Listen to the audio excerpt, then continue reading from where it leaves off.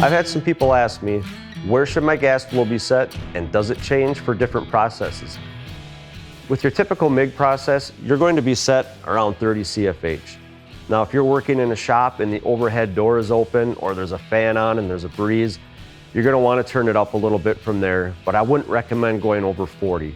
Once you get over 40, that can cause turbulence, and then that'll pull atmospheric air in and you can get some porosity in your weld. Now, for the TIG process, you're typically going to be set around 15 CFH. And the same rules apply. You know, if you have the overhead door open or a fan on, there's a breeze, you can turn it up a little bit. But again, don't go over 40 CFH, because that will actually cause a Venturi effect and draw the outside air in and cause porosity in your weld again. Your welding situation and surroundings will change, so be prepared to adapt by changing your flow rate. Hopefully this video will help you get your gas flow dialed in for your welding situation.